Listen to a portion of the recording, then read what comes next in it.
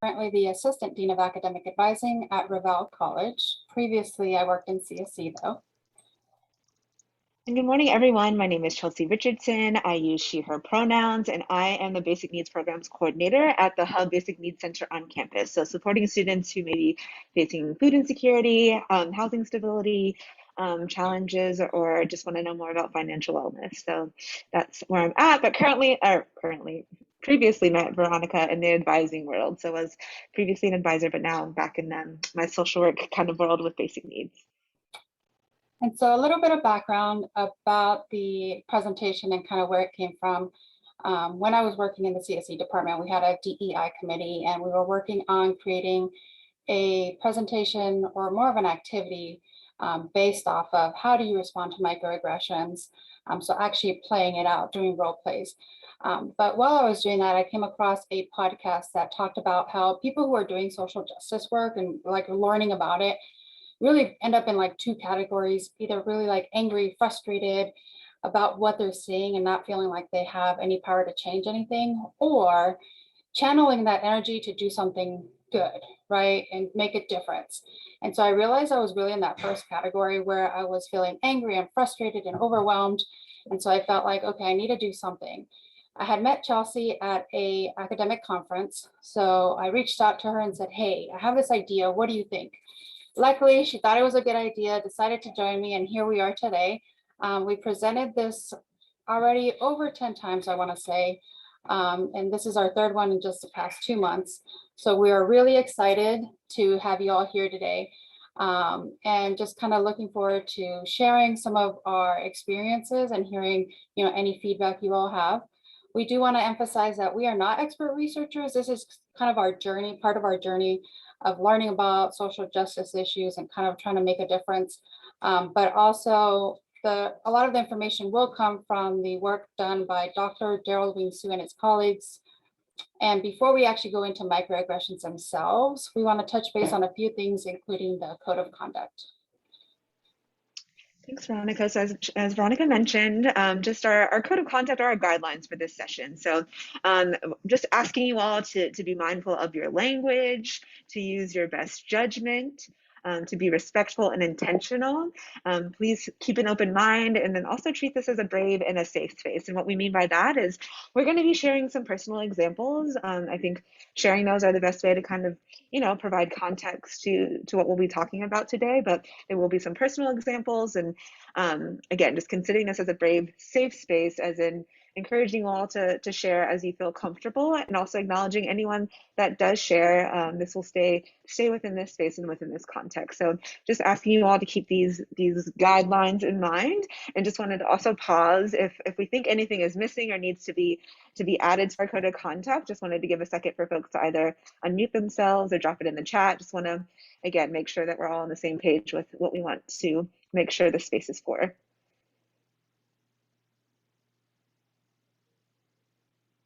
Okay. If anything comes up, y'all, we're very, we do have a formal presentation in terms of a PowerPoint, but Veronica and I are very informal folks, so feel free to unmute yourselves, drop your questions in the chat. We'll be monitoring that.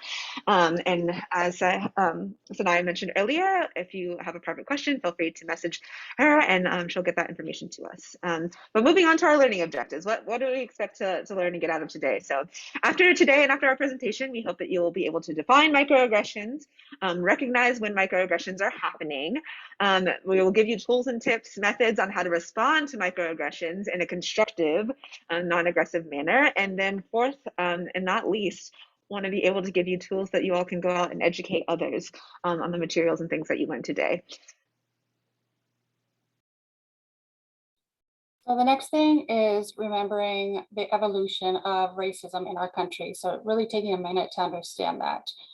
So, as knowledge of overt racism has increased, this has led to racism that is more hidden in our cultural assumptions, beliefs, values, which can be present in our daily lives as implicit bias. So just wanting to remember that yes, it used to be very in your face, and now it's kind of hidden. And so that's where a lot of this conversation will come from.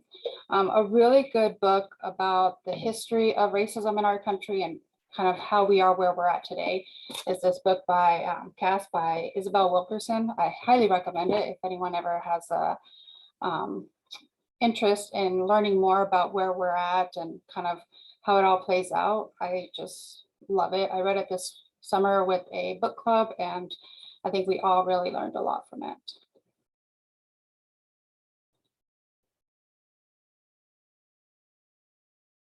Thank you, Veronica. Sorry, I'm dropping that into the chat for folks to check out. So again, that's Cast by Isabel Wilkerson, who actually 2 years ago was a speaker at the Black History Month luncheon, and was an amazing speaker. And so it's highly, as Veronica mentioned, recommend that you all check that out.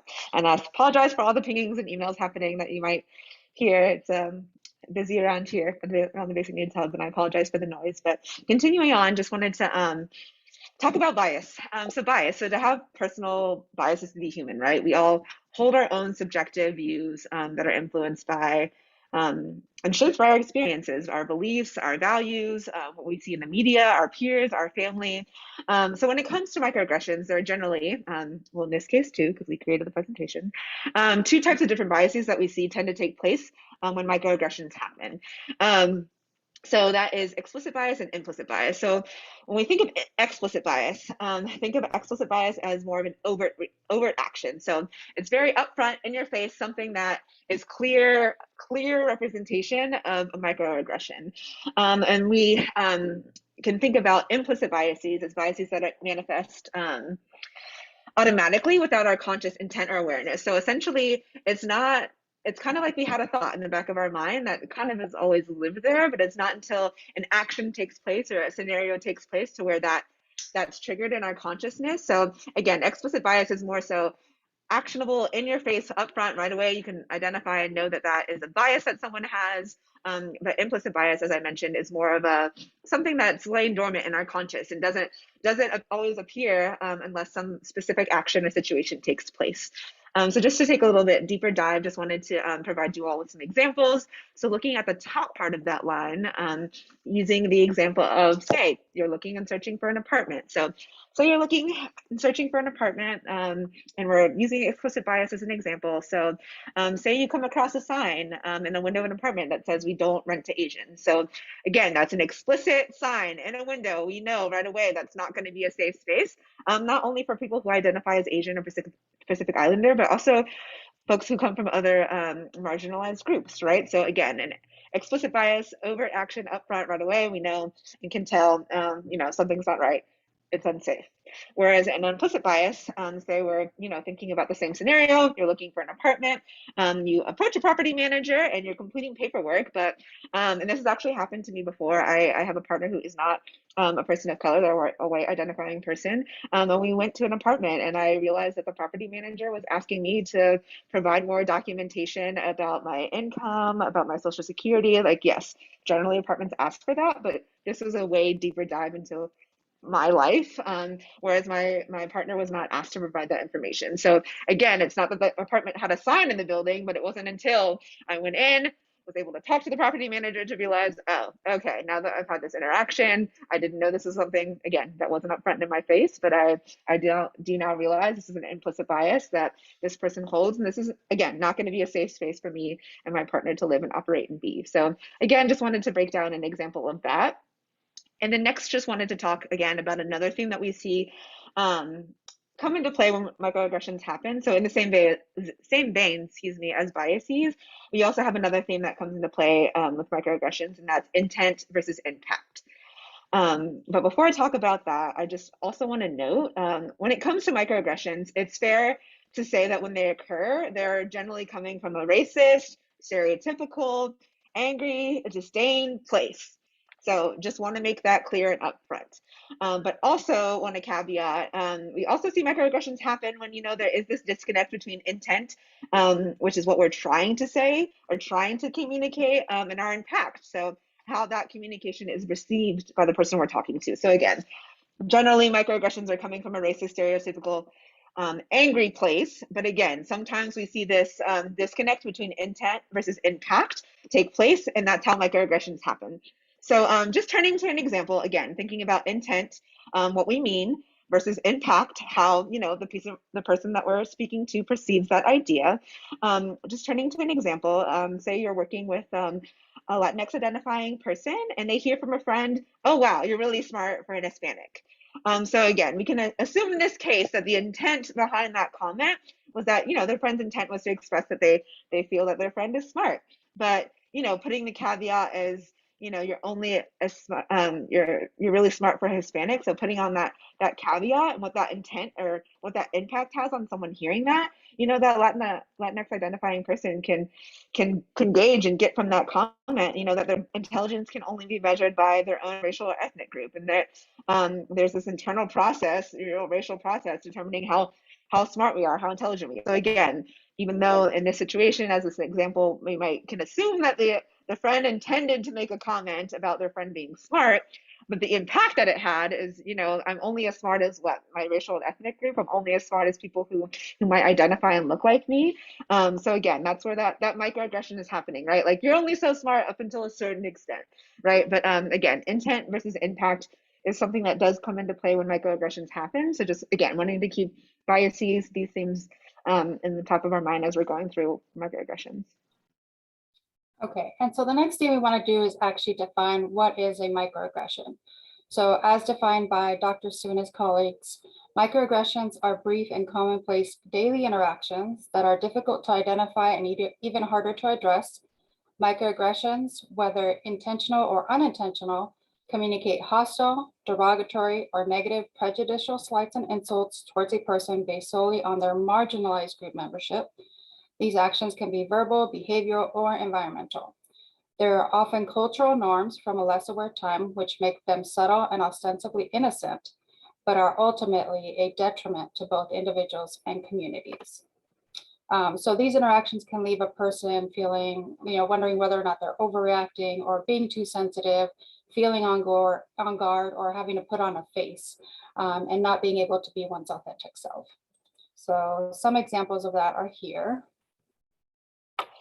Yes, and these are examples of college students, not particularly UCSD, but that doesn't mean that, you know, students on our campus haven't experienced these microaggressions. So, you know, we have the all lives matter, which of course we all know is true, but understanding that there are marginalized groups, specifically Black folks, who are being oppressed and continually harmed by, you know, folks who are supposed to be in charge of protecting us, you know, the police. So essentially, you know, just wanted to show and provide a few different diverse examples of different microaggressions. You know, another one is, again, you're smart for you're beautiful for a trans girl. So again, adding that caveat is you're only comparable to other trans folks, you're only as beautiful as other trans folks. You know, where are you from, right? I know folks have maybe familiar with that language, heard that language before, but, you know, understanding that, asking that question, where are you from, you know, trying to get at, you know, maybe ethnic or racial background and makeup, but, you know, that identifying and asking folks that is, you know, can really make them feel like they don't belong. So again, just wanted to provide a few real life examples of microaggressions. We have a private chat question that asks, you know, white is a color in art. So kind of elaborating on what white is versus people of color. And that's one thing that Isabel Wilkerson covers really well in her book Cast, which is on the foundation, the building of our nation. We had slavery, right? And so we ended up separating out into white and Black. And so the people in the middle, say like Hispanics and Asians, they kind of are considered people of color to some extent based off of their skin color, because there's obviously varying degrees. And so their proximity to the whiteness is when they are able to have more privileges. And so there's always that kind of, how close am I to this group that is the norm versus the group that's the outcast. So that's a much bigger discussion. But when we say people of color, specifically Black people, and then there's, you know, Latinx people, there's Asian Americans. So depending on what the situation is and who is being ousted, that's the marginalized group. So when coronavirus, COVID-19 came around, and we had our Asian American colleagues, peers, friends, families being targeted. They were then those marginalized groups that were being attacked and not considered as part of the, bigger group, the white group that experiences more privilege and safety in the country. So kind of touching base on the next part is racial microaggressions. And I love this visual because it's a great representation of microaggressions overall. So if you see the big umbrella plus the three, subcategories of microaggressions, microinsults, microassaults, and microinvalidations. I'll talk about microassaults in the next slide, but I really want to differentiate here between microinsults and microinvalidations. And so microinsults are communications that convey rudeness and insensitivity and demean a person's racial heritage, versus microinvalidations are characterized by communications that exclude, negate, or nullify the psychological thoughts, feelings, or experiential reality of a person of color. And so a really good example of this for me has been something I experienced at a previous institution where the local community held like this chicken wing cooking competition. And, the person who traditionally cooked for them wasn't there. So they asked, for volunteers. I had never done it, but nobody else was volunteering. So I was like, okay, what the heck, I'll try it. So I volunteered to be the lead cook at this chicken wing cooking competition for the college that I was with. So that way we could be out there in the community, making connections. And so when I told my supervisor at the time, like, oh, I came up with my sauce. It's going to be this mango habanero sauce. And he looked at me and he's like, oh, cool. We'll call it Veronica's Andale Andale Aha wings in like a very Speedy Gonzalez voice. And I looked at him and I was like, oh my gosh, that was so offensive. And he looked at me and said, no, it's not. And so the micro insult is where he's demeaning my heritage by bringing up this like very Speedy Gonzalez voice, right? And the micro invalidation is when I say, wow, that was really offensive. And he says, no, it's not. So that for me really highlights the difference between micro insults and micro invalidations. So next, the micro assaults. Those are really deliberate, intentional. Those are more in your face. So like this displaying of a swastika, right? So the message that sends, that these things send to people is like, you are not safe. You are not welcome in our space. Is there any that you can think of, micro assaults, that you can think of right now that for you would display that kind of message of you are not safe in our space? Feel free to unmute yourself or drop it in the chat.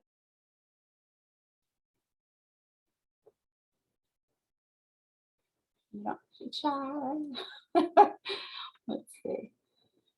So for me, one of them is the Confederate flag, right?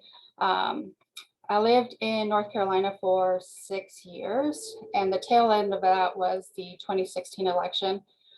So I remember at that time, it was ramping up where people were like driving around with their big old Confederate flags hanging off their trucks.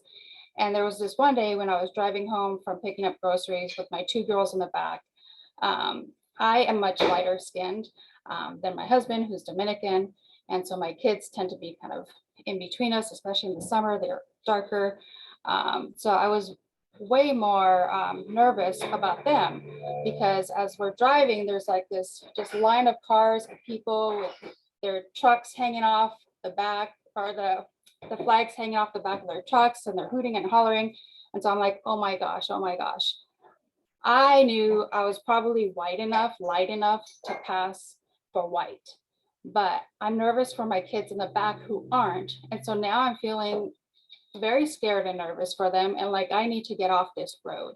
And so I ended up having to exit and take the back roads back to my house, just because I was so nervous and scared about that situation. Because to me, that was displaying like, you are not welcome, you are not safe in this space. And so those are the kind of things that we think of when we think of micro assaults. Next, we have the micro insults. So as you're, in your gradships or in your courses, Talking to your advisors, you might go through and see some of this. So the ascription of intelligence.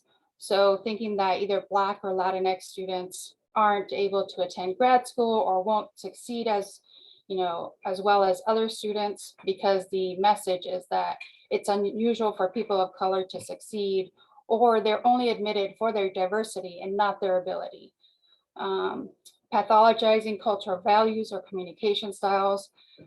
Recently, my sister was in a space where, we get very like excitable and we're like, oh my gosh, and we talk very like, with our hands and we raise our voices, but that's because like we're passionate. And the person told her, whoa, you're gonna have to calm down and, bring it back because that's too loud. And I was like, what? That just did not make sense to me. I'm like, wow, that was straight up a microaggression. And so then I was able to talk to her about that. You go back and tell this person that that's a microaggression, because that's our culture. That's who we are. Next, second-class citizen, people just being mistaken for service workers and not for, that they can't possibly hold high levels within an organization. And then when Black students are followed around in the stores, because they're assuming that they must be there to steal something. So those are the micro insults. Then we have microinvalidations. The first one is the alien in one's own land. And this one I get a lot because I'm very ambiguous to what my heritage is. I get asked, where are you from? And so I'm like, oh, I'm from LA, or I'm from California, depending on where I'm at. And they're like, no, but where are you really from? And it's like, yeah, I was born in LA. Like, I don't understand the question. Well, now, of course, I do understand the question, which is, where are your parents from? What's your race? What's, your ethnicity? And the message is always that, you are not American, you are a foreigner. And so my stepmom tends to have this question of like, why is it such a big deal? People ask me all the time, and, but she's from Switzerland. So when people ask her, she gets to say like, oh, I'm from Switzerland. And then they have this like really cool conversation about how she came to be in the US and how beautiful Switzerland is, versus mine. It's like, yeah, but where are you from? Where are you really from? And always like, you're not from here, no matter what you've done or, how long you've been here. The myth of meritocracy. This one is a big one, especially in STEM and engineering. Everyone can succeed in this society if they just work hard enough. So the message is that people of color are lazy and or incompetent and just need to work harder. If they aren't succeeding, it's their own fault. And I saw this a lot in CSE when we looked at our introductory classes, right? So the idea is that, well, the students who got A's in the classes, it was because they just worked harder. They were just, they wanted it more, not looking at the experience that they've had, right? So more high schools with more funding tend to have more AP classes, tend to have access to computer science courses.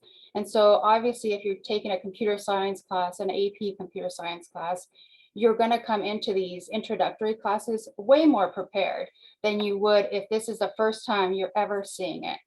Even though no one expects anyone to have any prior knowledge when they're going into these intro classes, there's just going to be different levels.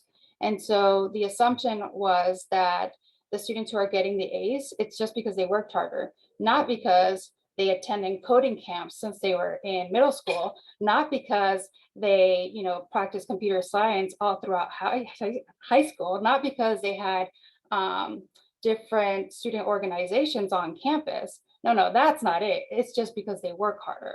So that's where that myth of meritocracy is at. Color blindness, we hear this a lot. We should just emphasize similarities, not differences. I don't see color, but that's really kind of negating a person's experience, right? So we'd never want to dismiss a person's experience. We want to acknowledge it. We don't want you to be colorblind.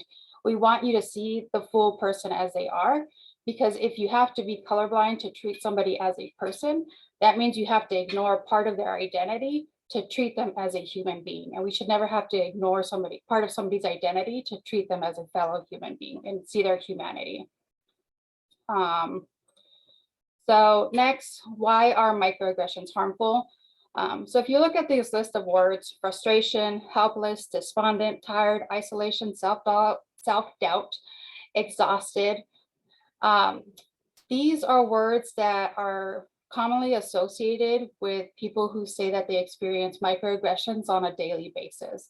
So for me, these words are not words that I would associate with somebody who would be really successful in their field, whether it's as a student, as a colleague. Like, they're going to have a lot more difficulty trying to become successful if they're also navigating all of these feelings, right? So why does it matter if these seemingly small, brief interactions are happening? Why not just ignore it and move on? Well, these interactions leave people wondering whether or not they're overreacting, being too sensitive, leads to all of these feelings. And there's correlation research that shows there's a correlation between happiness and life satisfaction with one's self-esteem and mastery of control.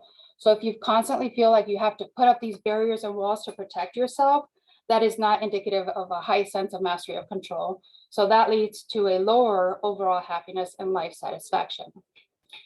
So next, I want to kind of just touch base on Maslow's hierarchy of needs.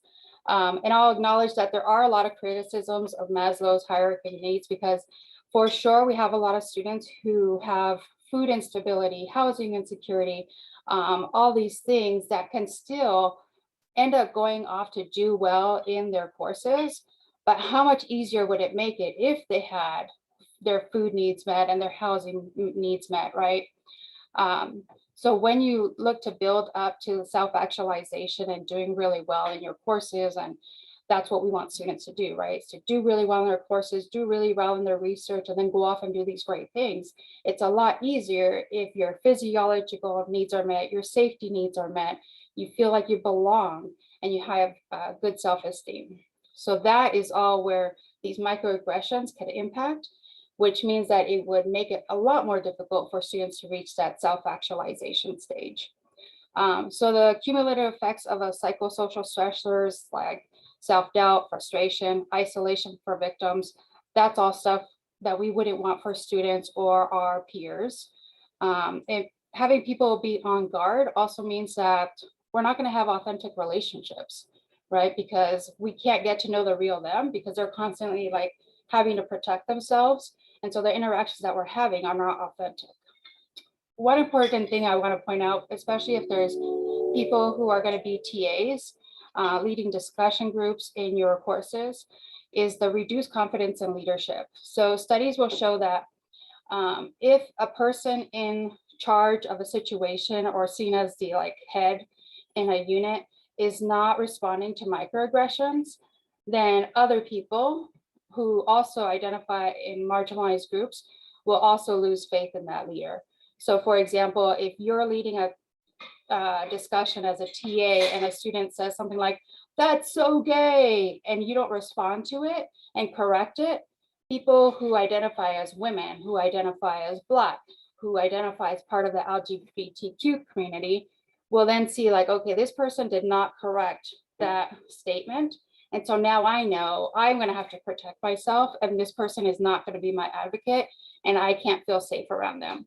So as a TA or as a leader in any situation, you're not going to want people to not trust you and not see you as someone who they can come to.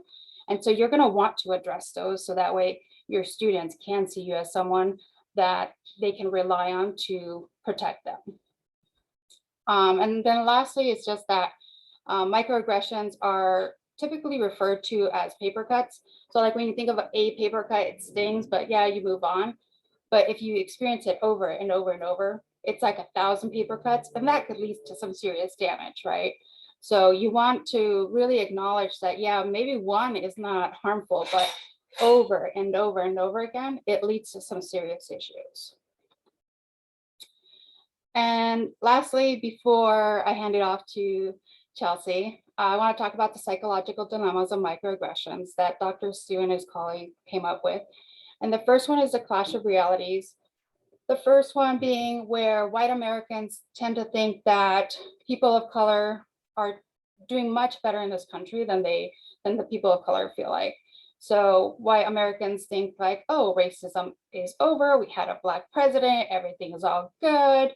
Whereas people of color are like, yeah, there is still a lot of racism. We're still experiencing a lot of inequalities. We still have major issues that we need to deal with. And so when there's this clash of realities, it's really hard to get people to come together because they're not understanding each other. And so we do want to help bridge that gap by making sure that people understand what is the other person going through. And sometimes the best way is just to get to talking to people, right? Like, what are their experiences?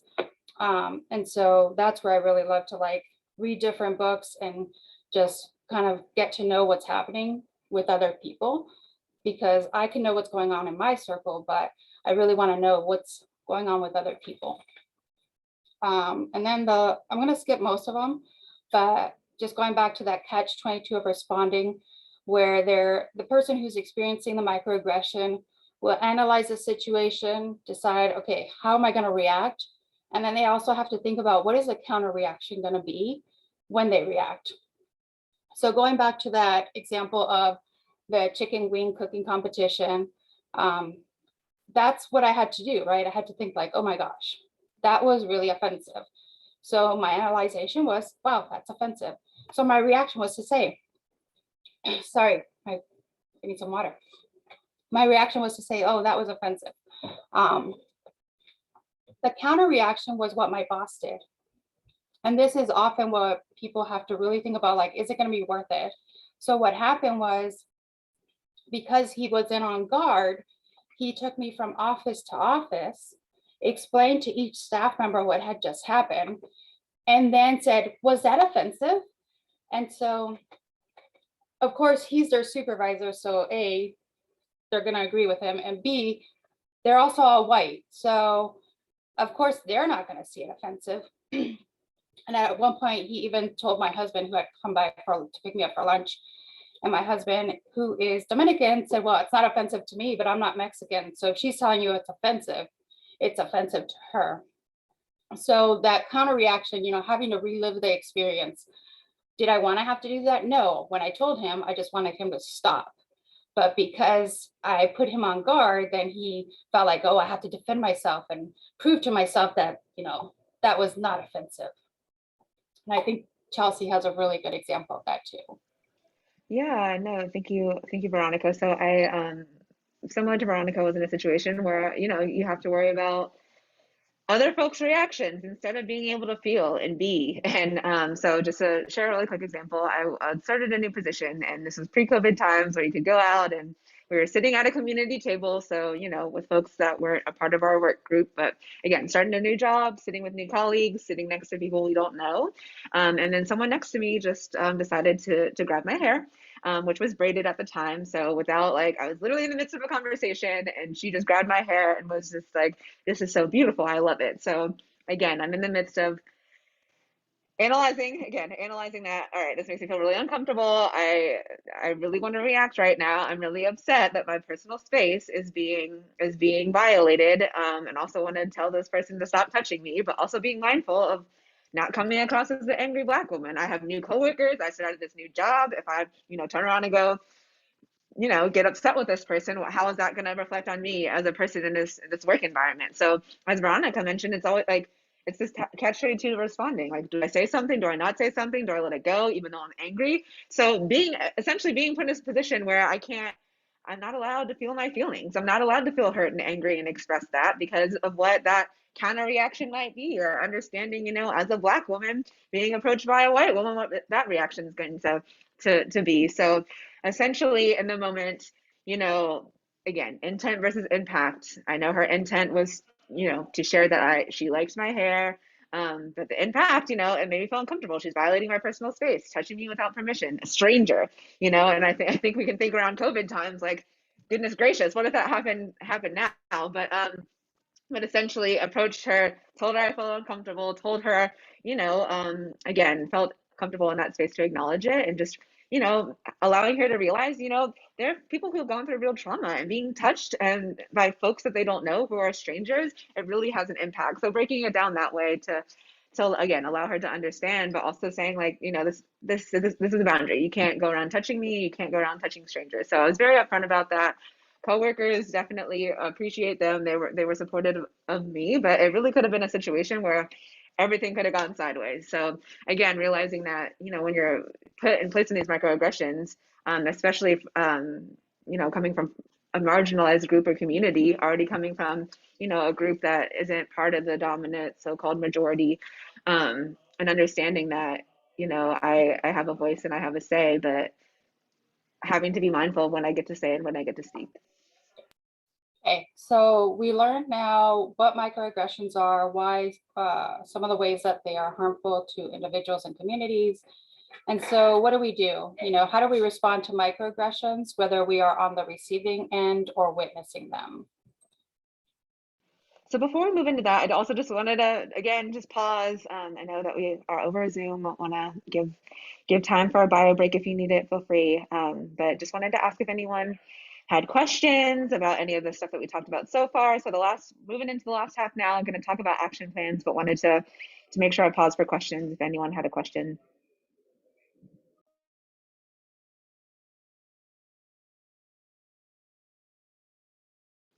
Okay, we can go ahead and start. And y'all, again, have a social work background. I'm not sure if I mentioned that before, so I'm comfortable with pauses. I'm comfortable with pauses and silences, so there might be a few more of those, but again, please don't hesitate to reach out if you need anything. So, all right, responding to microaggressions. So again, whether being on the receiving end or even witnessing a microaggression, using what we call action, our action method can be really helpful. So action stands for ask clarifying questions, come from curiosity, not judgment, tell what you observed, impact exploration, own your own thoughts, and next steps. So we'll break down each of these and I'll be providing an example of each step. So first we'll start with asking clarifying questions. So asking clarifying questions and or paraphrasing to assist with understanding intention. So that's asking clarifying questions, right? So this method and tool really goes back to our conversation around impact versus intent.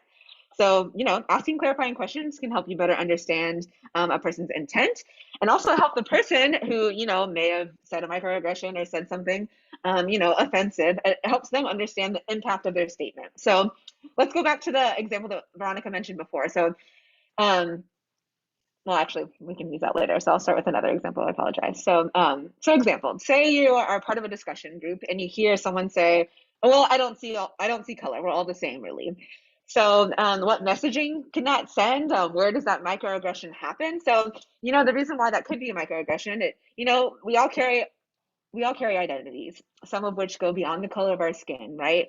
And this message could say, it doesn't matter that you're a person of color, that part of your identity isn't important, when in fact it is, especially considering institutional racism, oppression, and what people of color have to face in our society. So, instead of saying, I don't see color, it's like, saying something more appropriate, like, I see your color and I honor you, I value your input, I will educate, I will be educated about your lived experience. I will work against this racism that harms you. So again, that's messaging where the microaggression is happening, what the impact can have, but how would we use asking clarifying questions to address this microaggression? So again, using the example, you hear someone saying,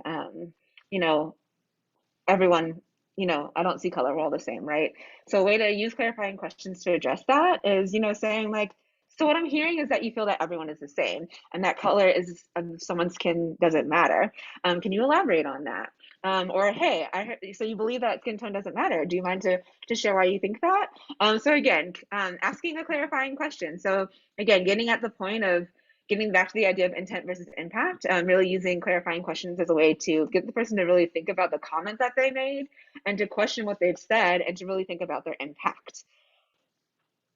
Next, we have coming from curiosity. So listening actively and openly to their response. So let's say, using another example, I actually can use a real life example.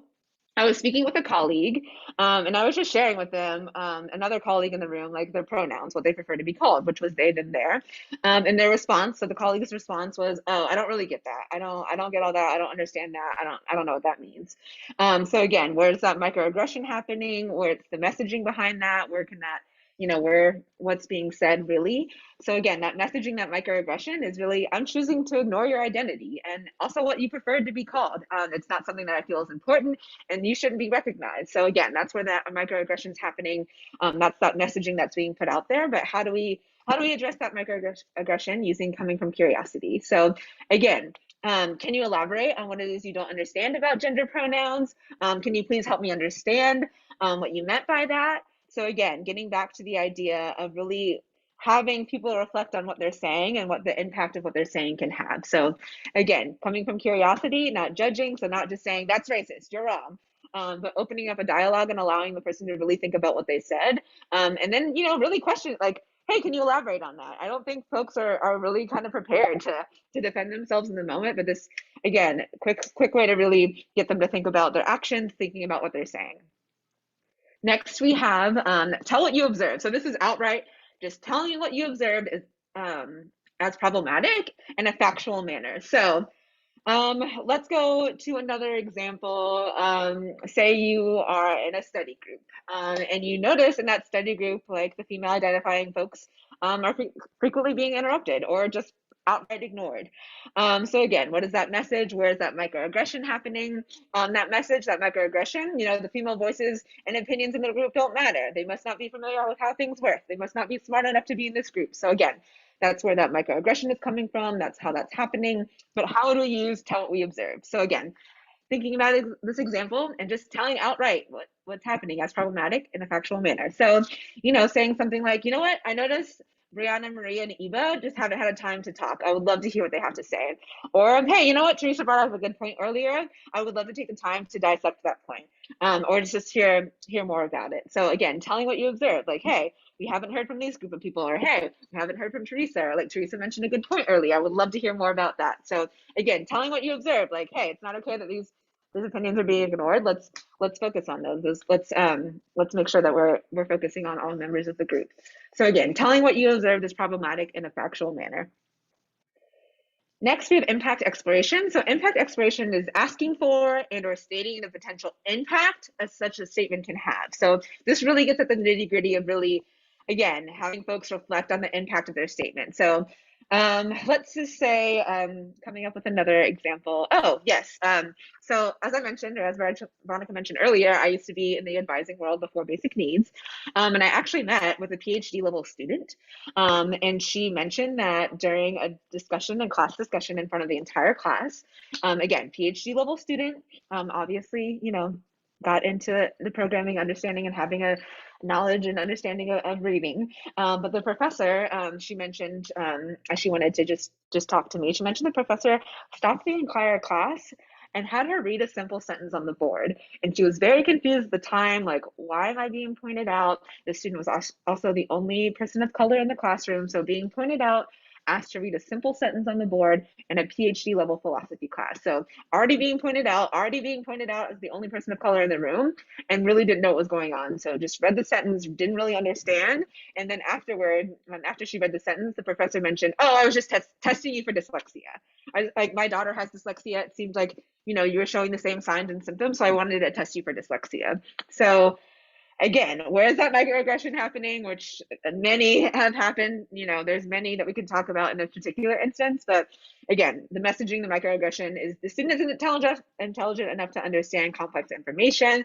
There must be a reason, why they're in this classroom, and I want to take the time. Like it's inappropriate. It was not an appropriate venue. Even if the professor thought that the student was, living with dyslexia, that's not the time to introduce that. And also pointing out, again, the only student of color in the room, pointing out that marginalized student in a room and making them feel like they don't belong, making them feel uncomfortable. So again, that's where the microaggression is happening. And how are we, using impact exploration, how would we use that to address that? So I talked through about this with a student, but, approaching the professor, again, depends on comfortability, but in this particular situation, just talking about, talking to the professor, taking it on head on and, saying things like, excuse me, professor, what message do you think stopping the class to test you from a dyslexia sends? What kind of impact do you think that had on the class? What do you think? What if other students in the room maybe are living with dyslexia, and that, if that would have happened to them, they would have felt just as uncomfortable? Or seeing that happened to a student who wasn't living with dyslexia, they now know oh, this isn't going to be a safe space. I'm not going to be respected by this professor. So again, asking like, hey, what do you think, what impact do you think this had on the class? Like, what kind of impact did you think that stopping the class and having this public moment, which should have been happening in private, had on the class? So again, asking people like, what's the impact, and making them think about, what it is that they're saying, and taking a double take, and making sure, thinking about more of what they're saying.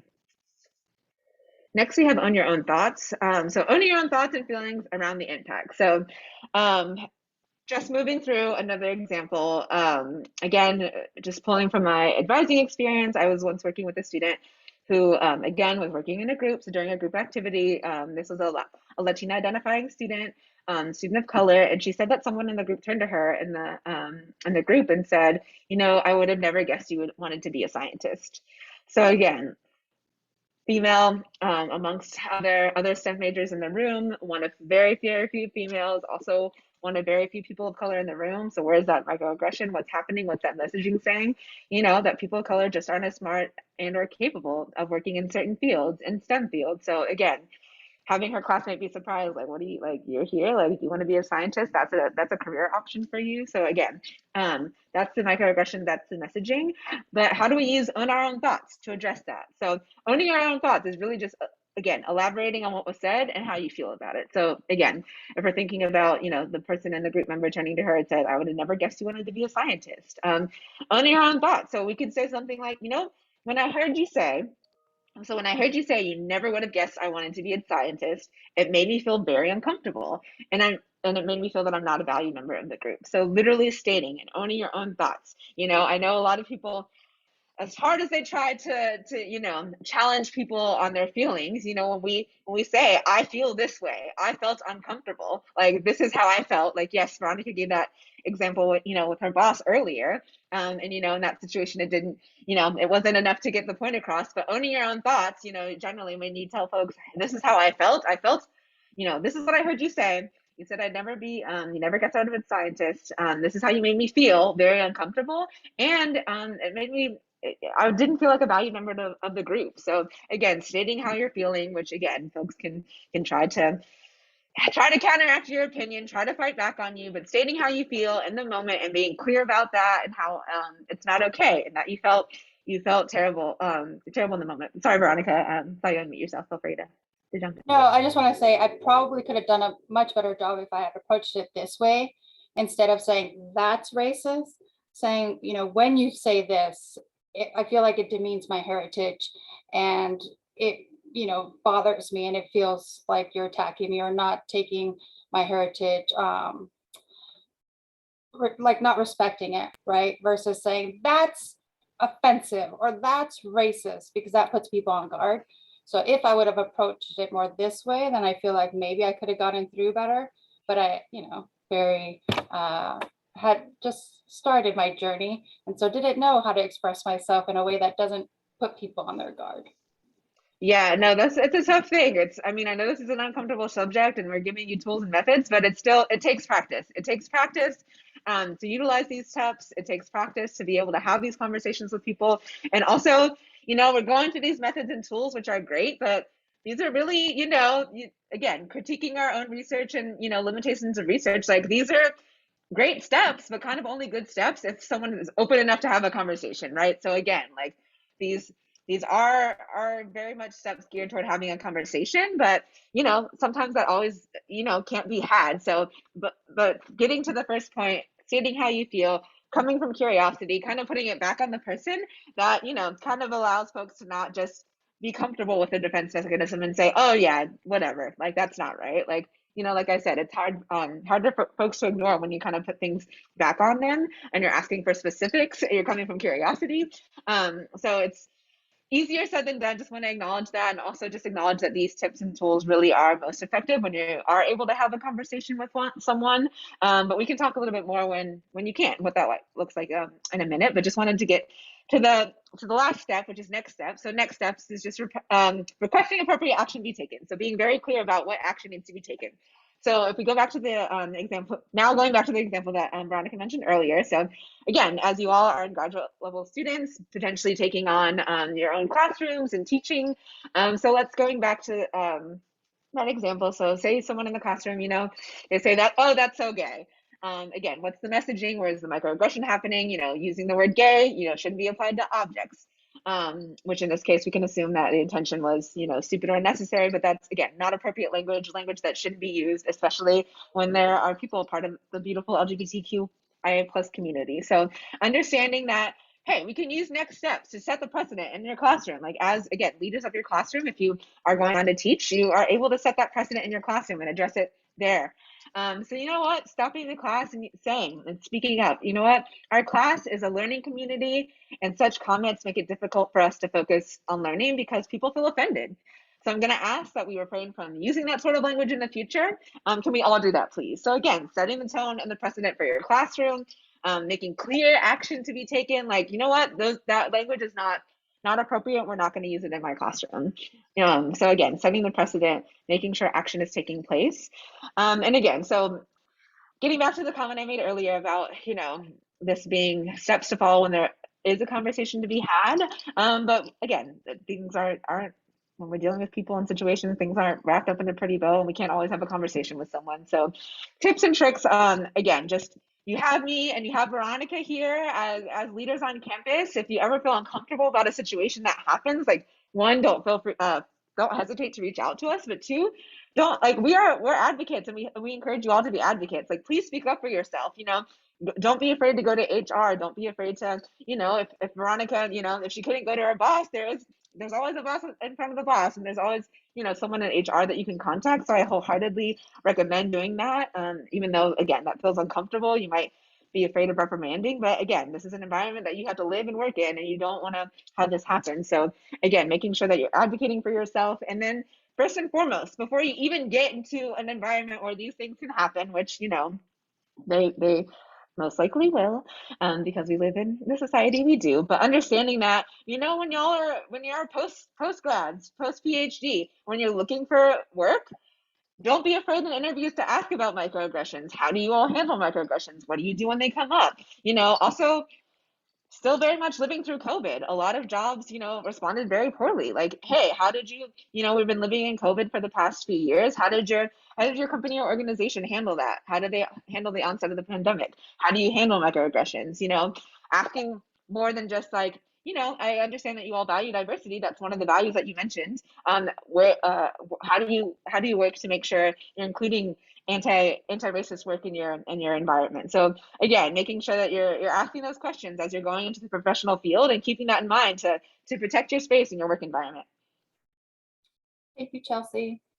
So we've gone through what microaggressions are, how to respond to them. Now we only have 3 minutes left, so I just want to present one case study example. So if you were a part of a hiring committee and you hear one of your committee members say, that candidate didn't seem like they'd be a good fit for the department culture. Using these action steps, or which one of these action steps would you use, and what are the assumptions that are being used here? What is the damage being caused, and how could you respond to this situation? And so I'll start with, like, what are the assumptions, and why is this a microaggression? Why is this problematic when you're going through hiring processes?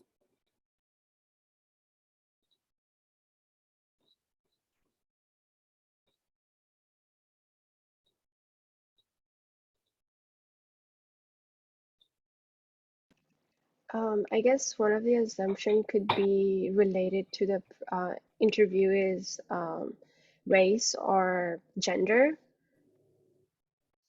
Yeah. And they could be assuming, sorry. Go ahead. No, yeah, perfect.